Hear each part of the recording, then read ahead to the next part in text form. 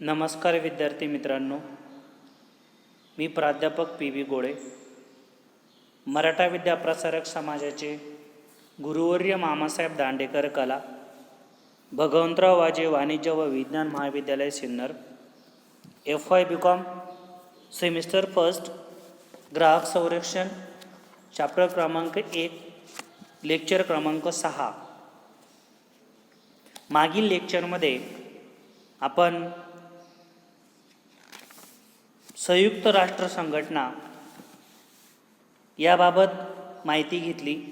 संयुक्त राष्ट्र संघटनेची मार्गदर्शक तत्त्वे या अंतर्गत युनो म्हणजे संयुक्त राष्ट्र संघटनेअंतर्गत जे काही तांत्रिक सहाय्य व क्षमतावर्धक उपक्रम चालवले जातात, अशा 6 उपक्रमांची माहिती आपण घेतली. त्याचबरोबर युनो संघटनेमार्फत ग्राहकांना जे 8 प्रकारचे अधिकार दिलेले आहेत त्याची माहिती आपण घेतली. युनो संघटनेमार्फत ग्राहकांना जे 8 प्रकारचे अधिकार दिलेले आहेत त्याची पुन्हा थोडक्यात एकदा मी माहिती देतो.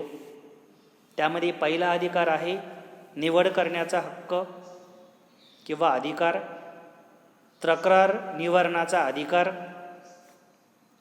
ग्राहक शिक्षणाचा अधिकार, सुरक्षिततेचा अधिकार, शाश्वत पर्यावरण प्राप्त करण्याचा अधिकार, प्राथमिक गरजा पूर्ण करण्याचा अधिकार, ग्राहकांची बाजू विचार ऐकून घेण्याचा अधिकार, उपभोग्य वस्तू सेवांविषयी माहिती प्राप्त करण्याचा अधिकार.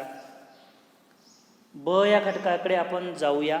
अ घटकामध्ये आपण जे क्षमतावर्धन उपक्रम आहेत युनोचे ते बघितले. पुढील मुद्दा आहे ब, संयुक्त राष्ट्रसंघाची ग्राहक संरक्षणासाठी उद्दिष्टे. यामध्ये पहिले उद्दिष्ट आहे ग्राहक संरक्षणासाठी जागृती. सदस्य देशांमध्ये ग्राहक जागृतीसाठी विशेष प्रयत्न करणे. संयुक्त राष्ट्र संघटनेअंतर्गत जे सदस्य राष्ट्र आहेत या सदस्य राष्ट्रांमध्ये ग्राहक संरक्षणाची जागृती निर्माण करण्यासाठी विशेष प्रकारच्या मोहिमा राबवण्याचं काम, संरक्षण प्राप्त व्हावं यासाठी ग्राहकांना जागृत करण्याचं काम या ग्राहक संरक्षण जागृती अंतर्गत करण्याचा उद्देश हा संयुक्त राष्ट्र संघटनेचा आहे. दुसरा उद्देश आहे बाजारपेठेत अनुकूल परिस्थिती निर्माण करणं. ग्राहकांना भरपूर पर्याय उपलब्ध असतील व रास्त किमतीला वस्तू उपलब्ध होतील या दृष्टीने विविध देशातील बाजारपेठेत अनुकूल परिस्थिती निर्माण करणं. आता ग्राहक वर्ग जो आहे हा ग्राहक वर्ग बाजारपेठेमध्ये वस्तू व सेवा खरेदी करायला गेल्यानंतर त्याच्यासमोर अनेक प्रकारचे पर्याय असतात. यामध्ये वाजवी किंवा रास्त किमतीला वस्तू उपलब्ध होतील या दृष्टीने विविध देशातील बाजारपेठ अनुकूल परिस्थिती निर्माण करणं, की जेणेकरून बाजारपेठेमध्ये ग्राहकांना वस्तूचे पर्याय उपलब्ध असतील, रास्त किमतीला वस्तू उपलब्ध मिळेल यासाठी बाजारपेठेमध्ये अनुकूल परिस्थिती निर्माण करण्याचं उद्दिष्ट संयुक्त राष्ट्रसंघ यांनी ग्राहक संरक्षणाबाबत ठेवलेलं आहे. तिसरं उद्दिष्ट आहे ग्राहक संरक्षण व उत्पादन खर्चात बचत यांचा मेळ घालणं. या अंतर्गत विविध देशांमध्ये ग्राहक संरक्षणाचं उद्दिष्ट साध्य करत असताना वस्तूचा उत्पादन खर्च कमी करण्यावर लक्ष केंद्रित करता येईल का, याबरोबर ग्राहक संरक्षणाअंतर्गत उत्पादन खर्चात बचत करून ग्राहक व उत्पादन कंपनी यांच्यात मेळ घालण्याचा प्रयत्न यामध्ये केला जातो. यासाठी ग्राहक संरक्षण अंतर्गत मध्यस्थांचं उच्चाटन करणं, वस्तू उत्पादकापासून डायरेक्ट ग्राहकांपर्यंत पोहोचवणं यासारखे उद्दिष्ट डोळ्यासमोर ठेवून युनो संघटना काम करताना दिसून येते. चौथा आहे कायदेशीर चौकट. सदस्य देशांसाठी ग्राहक संरक्षणाच्या उद्देशाने एक समान कायदेशीर चौकट प्रस्थापित करणं. म्हणजे या अंतर्गत जे देश आहे या देशांसाठी ग्राहक संरक्षण प्राप्त व्हावं या उद्देशाने समान कायदे समान नियम तयार करण्याचं काम यामध्ये केलं जातं. 5वं उद्दिष्ट आहे सहकार व उत्तम व्यापार पद्धती. व्यापारातील उत्तम पद्धती व ग्राहक संरक्षणाबाबत आंतरराष्ट्रीय सहकार्याला उत्तेजन देणं, जेणेकरून देशामधील व्यापार पद्धती उत्तम प्रकारे चालावी, व्यापाऱ्यांनी एकमेकांना सहकार्य करावं यासाठीचा प्रयत्न ग्राहक संरक्षणाअंतर्गत युनो संघटना करते. कारण की व्यापारी आणि उत्पादक यांच्यामध्ये समन्वय प्रस्थापित करणं गरजेचं आहे. व्यापारी आणि उत्पादक यांच्यामध्ये समन्वय जर नसेल तर व्यापाऱ्यांनी उत्पादकांनी ठरवलेली किंमत जी आहे ही व्यापारी जास्त आकारण्याची शक्यता आहे. यामध्ये ग्राहकांची पिळवणूक होण्याची शक्यता निर्माण होत असते. त्यामुळे सहकार्य आणि उत्तम व्यापार पद्धती निर्माण करण्याचा उद्देश संयुक्त राष्ट्र संघटना आपल्या डोळ्यासमोर ठेवत असते. 6वं उद्दिष्ट आहे शाश्वत उपभोक्ता मिळावा यासाठी प्रयत्न करणं. सदस्य देशातील जनतेला आश्वासक गोष्टींचा निरंतर शाश्वत उपभोग घेता यावा यासाठी विविध उपाययोजनांना उत्तेजन देणं. म्हणजे शाश्वत उपभोग म्हणजे नेमकं काय की ज्या वस्तू ग्राहकांसाठी जीवनावश्यक आहे त्या वस्तू ग्राहकांना हक्काने मिळाव्यात यासाठीचा प्रयत्न या अंतर्गत केले जातात. संयुक्त राष्ट्र संघटनेअंतर्गत जी काही ग्राहक संरक्षणाची उद्दिष्टे आहेत ती या ठिकाणी आपण बघितली. पुढील मुद्दा आपला आहे संयुक्त राष्ट्रसंघाच्या ग्राहक संरक्षणासाठी 1985च्या मार्गदर्शक सूचना. संयुक्त राष्ट्रसंघाच्या ग्राहक संरक्षणार्थ 1985च्या मार्गदर्शक सूचना.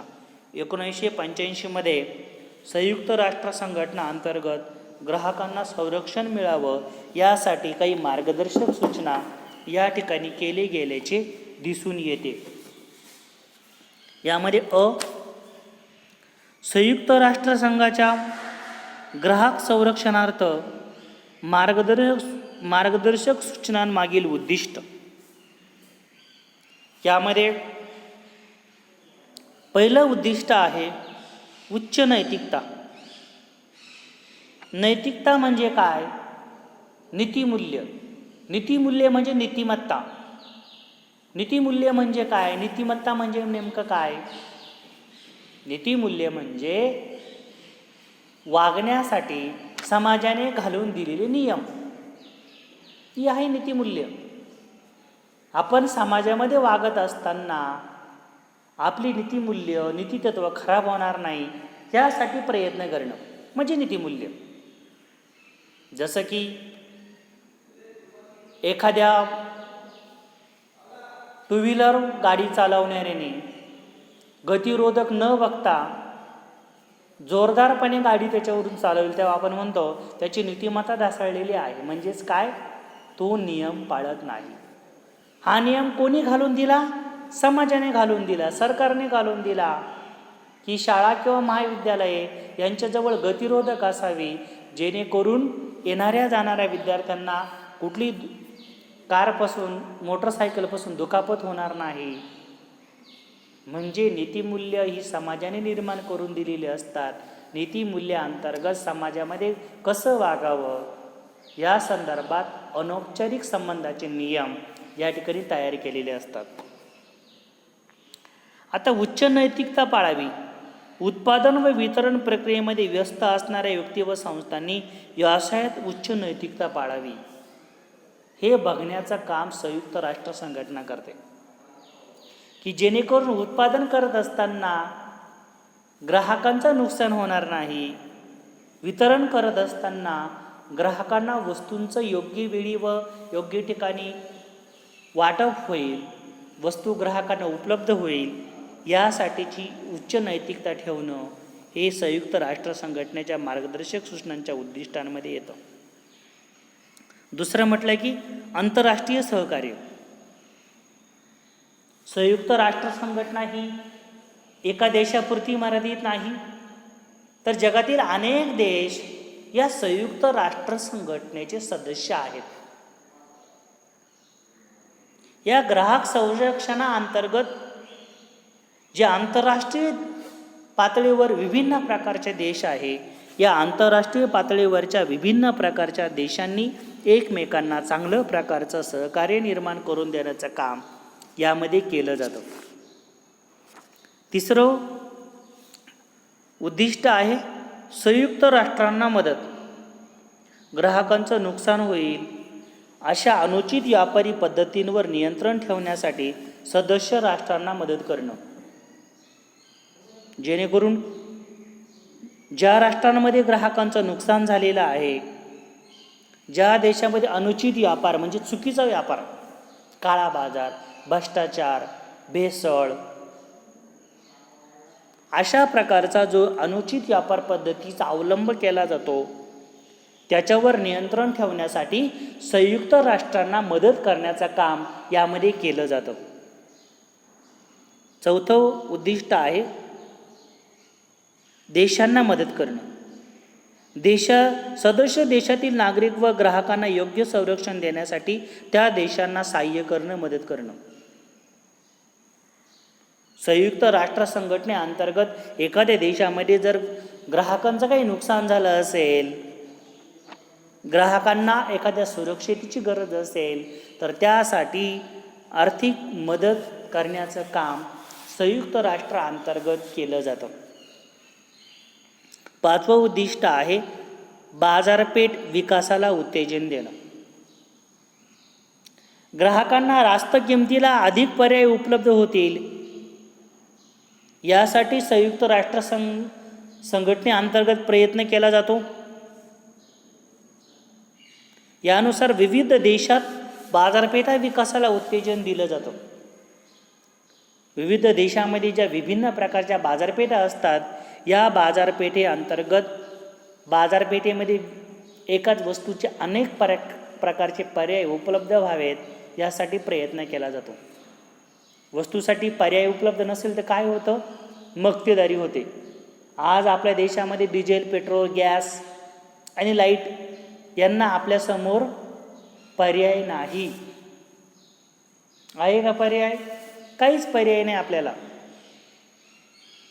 म्हणून काय होतं आहे की ह्या कंपन्या त्यांना पाहिजे तेवढ्या वस्तूच्या किमती आकारतात आणि ग्राहकांची पिळवणूक करतात. म्हणून वस्तूंना पर्याय उपलब्ध असणं गरजेचं आहे. या वस्तूला पर्याय जर उपलब्ध जर असेल तर ग्राहकांना त्याला आवडती वस्तू खरेदी करता येते, त्याची पिळवणूक होत नाही. नंतर 6वं उद्दिष्ट आहे ग्राहक विकासासाठी प्रयत्न करणं. यामध्ये स्वातंत्र्य गटाच्या ग्राहकांच्या विकासासाठी प्रयत्न केले जातात. स्वातंत्र्य गट म्हणजे नेमके कोणते गट? जसं की लहान मुलांचा गट, प्रौढ माणसांचा गट, तरुण माणसांचा गट, स्त्रियांचा गट, ग्रामीण स्त्रियांचा गट, शहरी स्त्रियांचा गट, अशा प्रकारचे जर ग्राहकांचे काही गट असतील किंवा गट नसतील तर विशिष्ट गटाच्या ग्राहकांसाठी विशिष्ट प्रकारच्या चांगल्या कल्याणकारी योजना राबवून ग्राहकांचा विकास घडवून आणण्याचा प्रयत्न यामध्ये केला जातो.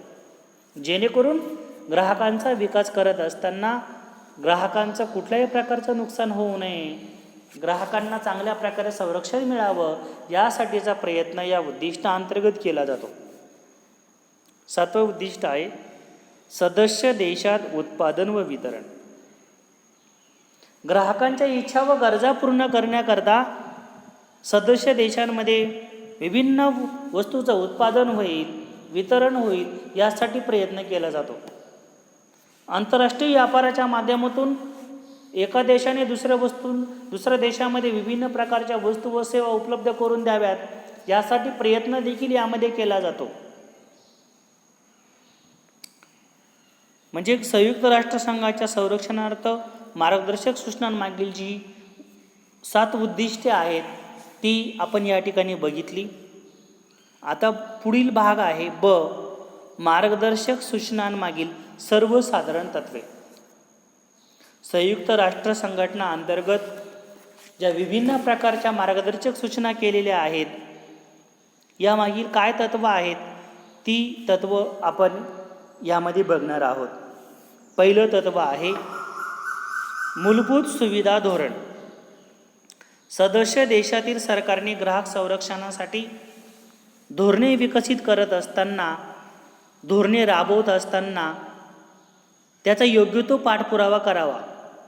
विशेषतः ग्रामीण भागातील जी जनता आहे ती दारिद्र्य रेषेखालील लोकांना लाभ व्हावा यासाठी ग्राहक संरक्षणाच्या अंतर्गत उपाययोजना कराव्यात. विशेषतः ग्रामीण भागामध्ये किंवा काही शहरी भागामध्ये देखील बरीच लोकसंख्या ही दारिद्र्य रेषेखाली राहते. आता दारिद्र्य रेषा म्हणजे नेमकं काय की कमी उत्पन्न गट. ज्यांचं उत्पन्न कमी आहे त्यांना आपण दारिद्र्य रेषा या ठिकाणी आपण म्हणतो. या दारिद्र्य रेषेखाली राहणाऱ्या ग्राहकांना मूलभूत सुविधा प्राप्त करून देणं.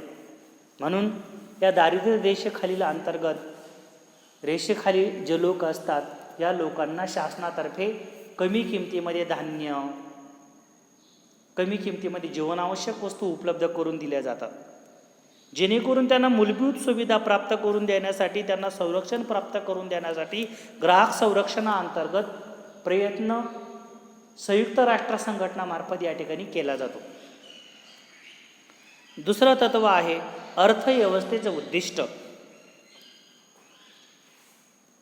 शाश्वत उपभोग राहील आणि अर्थव्यवस्था निर्माण करताना दारिद्र्य निर्मूलन, सदस्य देशांची प्राथमिक गरजांची पूर्ती व देशादेशातील विषमता कमी करणे हे उद्दिष्ट लक्षात ठेवणं आवश्यक आहे की जेणेकरून शाश्वत उपभोगाअंतर्गत ग्राहकांना जीवनावश्यक वस्तूंचा पुरवठा करणं,